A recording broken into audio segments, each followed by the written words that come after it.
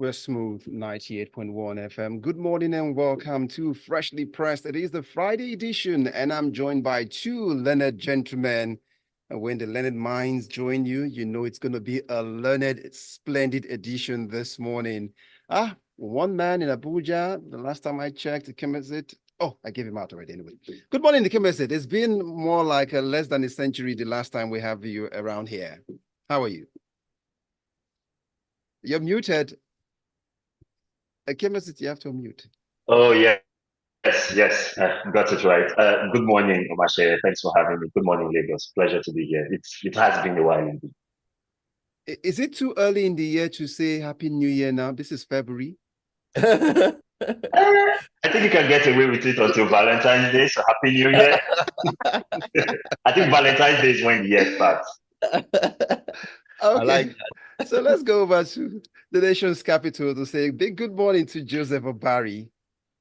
Good morning, Omache. Thanks to see Ikemesit once again. It's been a long time. And I could say good morning to all our listeners wherever they are. So if the analysts are ready, the paper is also steamy hot. What are we waiting for? Let's let you know you can be part of this conversation as we get started. Let's get your call, you send your messages, WhatsApp messages, that is to 0809 4440981. Once again, for those at the back, listen up now, 0809 4440981. Joseph, please do us the honors. Let's go over to the Guardian newspaper where we can find this headline. Well, it states here, 1 in every 10 extremely poor person or people live in Nigeria, says the World Bank. That's according to the Guardian newspaper. Talk us through. Is this news? Do we know this already? Or is this something, well, When I one of saw those? this, I was like, I mean, we don't need any professor to come and tell us how very poor we are in Nigeria. But these are statistics. What we feel is worse than being 1 person out of 10 who is poor. What we feel is stronger than this. But oftentimes statistics don't really give you the feel of what people are going through in this country now. I think it's far worse than this. These are old statistics, perhaps. I'm not sure there's anything new that is 2024, maybe at best 2023 as the reference is made here. But even then, I think what Nigerians are going through is quite excruciating. We don't need statistics to tell us what it is.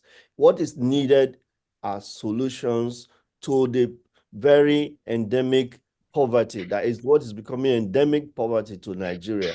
And policymakers have to really sit down and think out a solution to the problem we are facing in this country.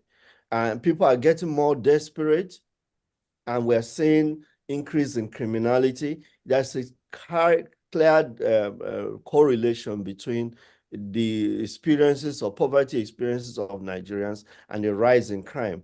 And nobody can tell me otherwise, because the impressions are there. We can see them happening all over the place. So some of these efforts of government seems just like tokenish, because you don't really get to the real people who are in need don't get to feel the impact, the positive impact of some of these programs they are running. For example, the so-called Federal Cares Unit of the Nigerian COVID-19 Action, Recovery, and Economic Stimulus, wherever, which they are already complaining is not well funded. It's not even very well funded. So, and these are interventionist programs which government itself thought out. But what we've heard, in fact, we are having the National Assembly calling for people to refund, government agencies to refund COVID funds. So how do we solve problems when we actually create more problems for our people, create more poverty for the people? So we conceive brilliant ideas, then some people use it as an opportunity, a conduit pipe for them to enrich themselves at the detriment of the average citizen. So it's really nothing new, because what we're feeling is worse than what is being said. So, Ikemesit, I'll come across to you now. moving away from what Joseph is saying, if you would just weigh in a little bit before we get to your paper. Joseph would sound as if he who is down already fears no fall. After all, 133 million persons, according to the stats from MBS, says and we are multidimensionally poor. Yes, indeed. And I mean, I completely agree with Joseph. You really don't need data in order to understand the level of deprivation and economic need in the country right now. I think it's about figuring out what some of the practical solutions, right, to these problems are. And some of it is really about getting your budgetary priorities right. As I read a Business Day report, I believe it was last week, that showed that the combined share of the health and the education budget, right, in every budget we've had since 2017 is much smaller than our debt interest payments, right? So you can't have a situation, for example, where you're not investing in the future. The vast majority of Nigerians, I think it's what, 63, 64% or so of Nigerians, right, are under the age of 30, right? So the way I like to put it is that in most rooms where you're in, you guys, even if you are, you're technically young, you're in your late 20s or you're in your 30s, right? The vast majority of Nigerians are younger than you. So we have to prioritize what to do to ensure that we do not stay in this, poverty and lower income trap. And unfortunately, our policymakers right now do not seem to be saying, let alone doing the right things to get us out of this. All right, that leaves us now to move on to the Daily Trust newspaper, which might also echo some of these social issues, contraptions you've alluded to already. And let's see what the Daily Trust is talking about. It talks about paying ransom is criminal, is what it states here. And that's reporting the police now. So what are we really saying if people with loved ones trapped, you're saying they shouldn't pay ransom? But then what is the security guarantee that has led them to this crossroad? Precisely, that's the problem I had with what Muyiwa Adejobi, who is the force public relations officer, basically the police's spokesperson, said in an interview on national television, right? He talked about how the problem. Obviously making the point that ransom is criminal in Nigeria. We talked about the fact that the problem that he sees in most cases is that families of adopted individuals don't carry security operatives along. Like, that's a guarantee that your loved one, right, your child, your father, your uncle, your cousin, is going to secure his freedom. I think in this sense, you need to have public officials who are a bit more sympathetic with the plight of people.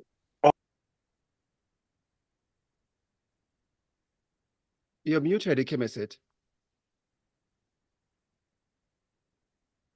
All right, Ikemesit is trying to get off unmuted, but while he does that, Joseph, could you weigh in while he's trying to sort it out? Yeah, I mean, okay, it's on now. It's on, okay.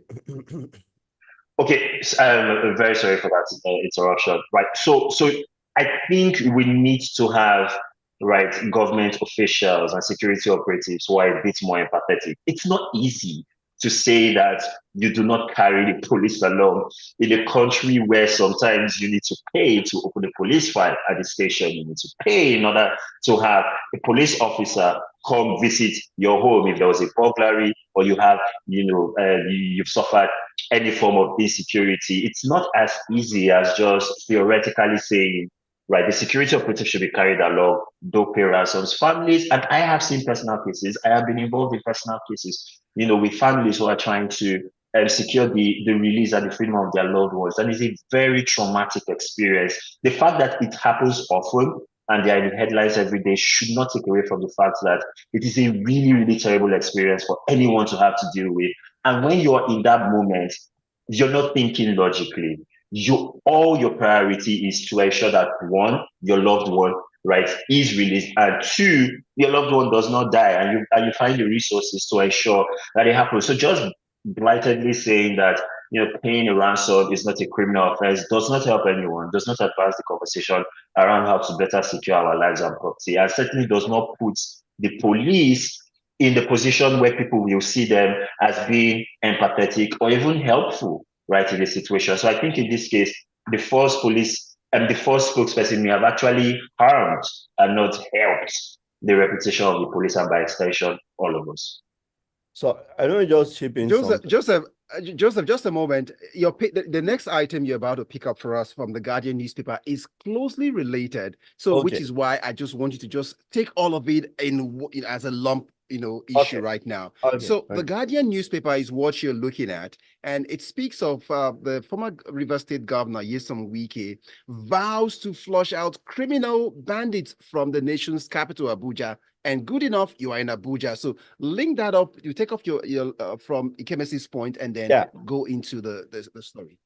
Yeah, you see, the truth simply is that the police in Nigeria is just not equipped to be able to deal with this very sophisticated crime that kidnapping is. And interestingly, it's not as if they want to do this, they cannot do it. It means that the police authorities have to invest in training. I know of an organization where I'm familiar with where their security outfits have a specialized team of negotiators who take over matters of kidnapping for victims. When kidnapping occurs in that organization or to any person in that organization, that unit actually screens off the members of that family and take over the negotiation. And oftentimes, they frustrate the kidnappers. The ransom may be paid, but it will be a paltry sum because these are trained negotiators who are able to beat down the value that the kidnappers want to achieve. We don't have such support from victims. There's no victim support unit in our police system. So before the police come out to tell people it is criminal to pay ransom, is this, that, they don't even, they have to, first of all, create victim support unit that does counseling, that does negotiations, that rescues and all that. It's a comprehensive, very compact team that works with victims. And they are able to, because in some cases, we've had situations where policemen have been implicated in these crimes. Our security personnel sometimes have been implicated in these crimes.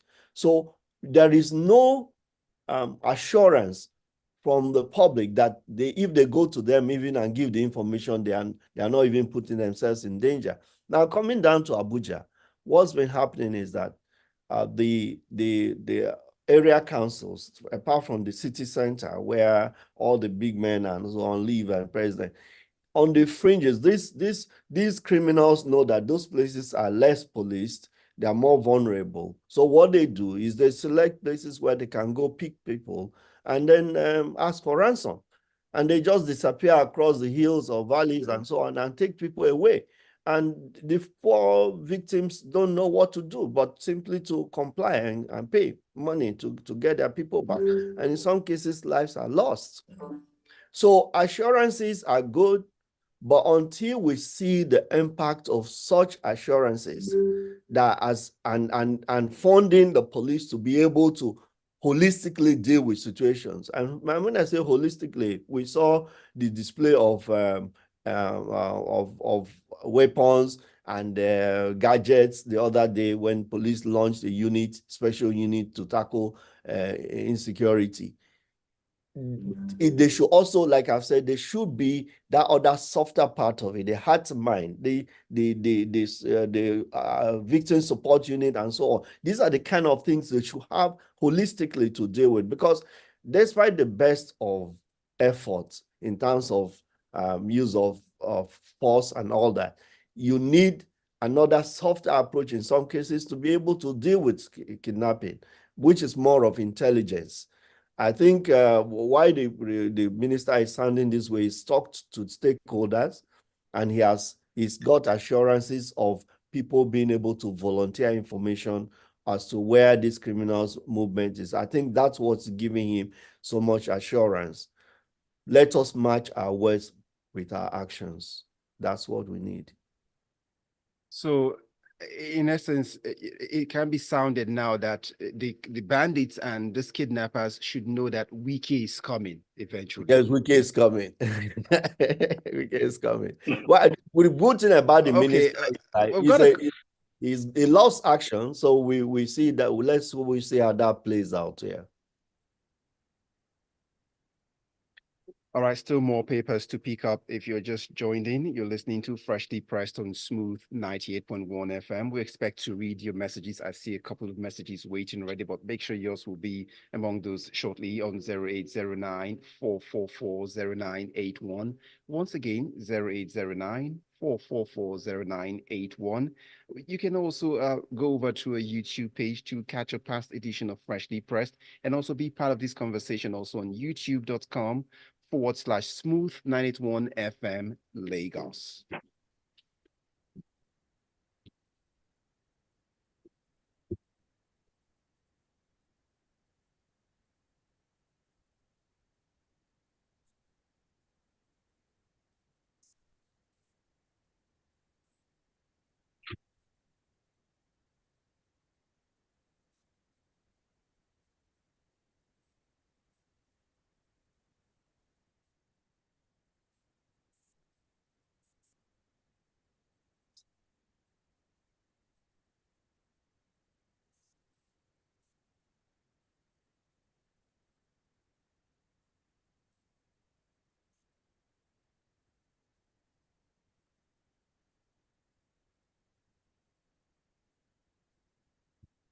We're Smooth 98.1 FM. Is still freshly pressed. I've got Joseph Obari in the nation's capital, Abuja, and Ikemesit Effiong is still with us. And Ikemesit, let's help you pick up this paper, the next one, the Vanguard newspaper, carbon imprint and climate change issues, resonating COP28 in a matter with all of these issues you're about to pick up from the Vanguard, where the headline states, federal government failing to raise 10 billion US dollars annual funding for energy transition. That's according to a report. In the absence of this, would the carbon footprint keep growing? I mean, yes. So this data is based on a report by the Natural Resource Governance Institute and the Budget Foundation, whose work I'm very familiar with. And basically, what those two entities are saying is that Nigeria needs. That even though Nigeria has a broad energy transition plan, the document is basically a policy plan that requires a lot more contextual explanations. The fact of the matter remains that in an environment where economic sustenance is the primary priority of the majority of its people, right? Even in the presence of an increasing awareness of the impact of the climate crisis, right? Those mitigation strategies, those behaviors, those policy moves that are supposed to incentivize people to take care of their environment better, to build better, to to utilize resources in a more sustainable manner.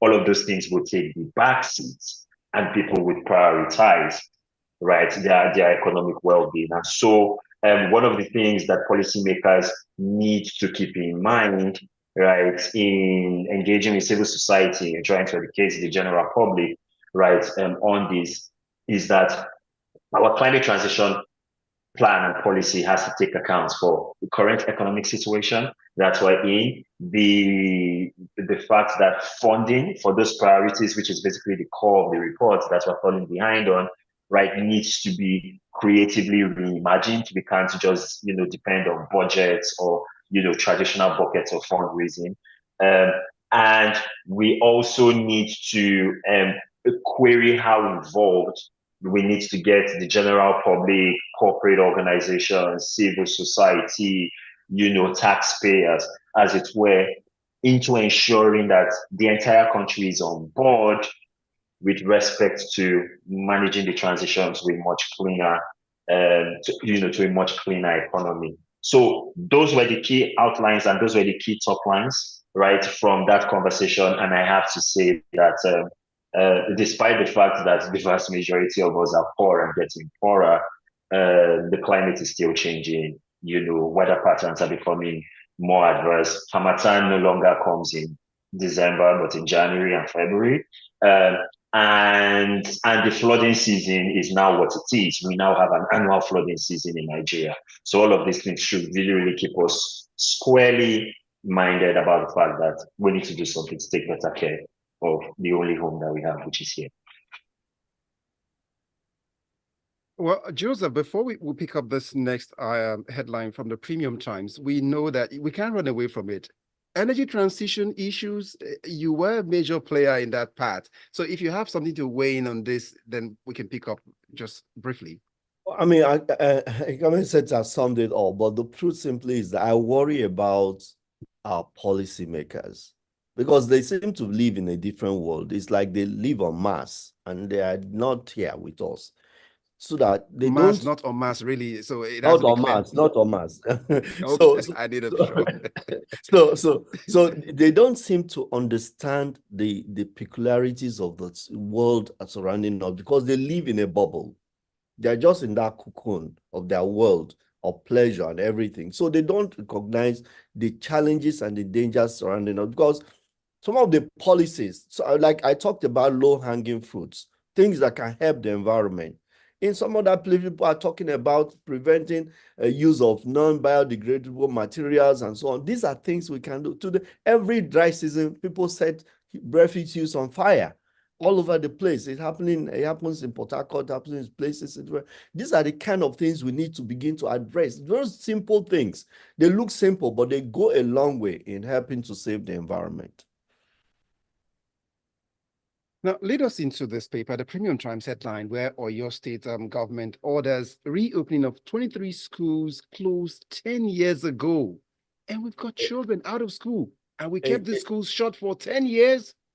I couldn't believe the story when I saw it, that because communities were at war or fighting themselves over boundary, we shut down 23 schools in one state, in one state. And the government sat there, watched this happen for that length of time and without any form of intervention.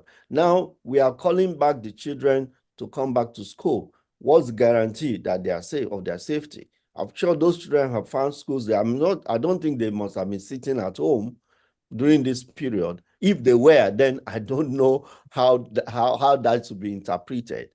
But it is quite heartbreaking that in this modern age and time, we can do this to our children in any part of Nigeria at all. So it's heartwarming to hear that these schools are going to be open and that the children will return back to school and learning can continue. But the guarantee has to be there that their safety and security is not taken for granted in any way, and that the adults who have been the cause of this break in the educational careers of these children will not go back to their ways, and that the real cause of that problem has been addressed very adequately. Because along the line, I still hear of calling on security people to play a role in all of this. The key thing is that if boundary dispute is the cause of these children not being in school for 10 years, then let us be sure that it has been properly addressed and that the conflict has been resolved, and there's commitment from all parties that there will be no more danger to these children. So, Ikemesit, let's go over to this one. This syndrome of Jaba, it's been here, and such that there's a phrase now, if you Jaba, there's also something that could be Jaba, meaning you can return. So, which is where we're moving to with this Vanguard headline, which says, deporting 12,000 Nigerians will worsen insecurity. And that's Akpabio, the Senate president, begs Germany. But a country that is organized, you think this plea will fall on, will get the attention of the authorities over there? The simple answer is no. And what's kind of quite interesting is that I recently had a sit down with a couple of people from the German mission, right in Nigeria, and obviously migration, legal and illegal, is a big deal for them. So this is not a priority. I mean, the German ambassador to Nigeria doesn't even have that level of leverage back home. The best she can do, Annette Gunther, is to take those concerns back there. But the political consensus in Europe is now firmly swinging away from any sort of broad support for migration. Right now, even bread and butter, moderate centrist parties, right, recognize that they cannot ignore the concerns of a large part of the electorate around dealing with migration. So this is always going to be a big deal. And this also has sort of a tie into the climate story we're talking about, which is that as the climate crisis continues to get worse, people in some of the most badly affected parts of the world, right, will vote with their feet and move to places that they perceive to be more favorable to offer them a more favorable sort of life and existence. So I suppose Akpabio felt compelled to say what he had to say. That's not exactly how I would have structured the appeal if I was the one having that conversation, right, with the Germans. But in terms of realistic chances of that appeal having any currency in Berlin, not a chance. All right, the messages are, look, they are raining hard and fast here. So let's pick them up as we're getting ready to close up the conversation. Let's go over to Ajayi Oloniluwa's message from Jerry Magodi. Sherry says, it's not surprising that Nigeria is among the poverty capital of the world, with 1 out of every 10 extremely poor people in the world living in Nigeria. The negative impact of the IMF-induced policies of subsidy removal and floating the naira and the foreign exchange market by this current administration is the major cause of this situation, Oloniluwa taught this morning. Emeka comes up with a message from Amuwo. All the police is saying are just cliches. For example, telling us bail is free. We all know it is not. Even Joseph on this show admitted that he has seen, and they've paid for bail for clients even. So it goes again. At the police station, we all heard the same police advise people to pay ransom while saying another thing in public. The police, that's not fully equipped to tackle the problem, telling us not to do needful to save our loved ones. Onelum can't be even convinced at this time. Omoni's message comes up across with this morning. It says, the National Assembly must instruct the federal government to set up a kidnappees rescue fund immediately. 10% of the approved budget of Ministry of Defense and Ministry of Police Affairs must be transferred to that fund. The kidnappees, that's in its creative way of expression now, kidnappees rescue fund must be used to pay kidnappers in order to rescue the victims immediately. It is now the responsibility of the police and armed forces to go and recover the 10% of their approved budget from the kidnappers. Omoni's thoughts this morning. And then I will get Shegun's message. Shegun's message here reads, talking about the health and education in budgets. Since primary and secondary school are mostly regulated by state governments, do we really scrutinize the state budget the way we are supposed to? Shegun's the one raising that. And Jerry comes up, Ikemesit, Joseph. The police tell us it's criminal to apt ransom to kidnappers. So it's legal to be kidnapped since nothing is being done to stop the kidnapping for ransom. The government is culpable. That's a very good point. Yes. The kind of presence you guys that comes up on Freshly Pressed. Honestly, the way instantly they just give you is a snap the finger, they turn it around, and you see the thought, the mindset. So let's pick up Gilbert's message. Gilbert from First Tax says, on the effort by the federal capital minister to combat kidnapping, this is commendable, but let us go down memory lane. In 2004-2006, when kidnapping started in the Niger Delta area and security personnel cautioned on the need to nip it in the bud before it spread to other parts nationwide. Our challenge in Nigeria is at times we are not proactive. Wale's message waiting already. That's Oluwakemi It's an energy expert from Jani in Abuja. The government seems to be overwhelmed by the even availability of power on the grid to care about energy transition at the moment. Power is a dollar commodity, and we are not doing well at the moment in the forex market. I find Lara's message waiting. Children care. That or your state. That's where it's referring to now. They are adults by now. It is whether a new set of children will return and school closes again and the circle starts. It's well, Lara from Lekki. And I find AB Bozimo on the fringes, on the bench now, responding to us this morning. Good morning, AB. And AB Bozimo says, imagine the head. So it goes on. Imagine the head of a government begging a foreign visitor to keep his country citizen because he's fundamentally admitting and advertising that he cannot make his country worthwhile for his citizens. AB's thought regarding the 12,000 awaiting deportation from Germany. Let's go on. Newton, I see Newton's message. I'm waiting for Newton's message now. Which bail is free? Even a report, a case, and be assigned a police, you have to pay. Okay. We're going to sum this up. None of us said bail was free. Okay, no. Moving on. Final message. I go over to YouTube. I see Ola Moronkola saying, good morning. What's your view on the use of technologies like trackers and CCTVs to curb kidnapping? Well, gentlemen, briefly on that one, so we wrap it up. That's also. Trackers are good. They make sense within that context, but in the end, all of those are sort of people management software. They don't actually protect defenses, and they certainly don't keep you out of the hands of any nefarious elements. So yeah. All right, I want to say thank you to Joseph Obari for your time this morning. Thank you so much. Thanks, Max. Thanks everybody for listening to us today. And Ikemesit, it's good to see you again. Absolutely good to see you as well. Have a great weekend. Thanks. Thank you so much.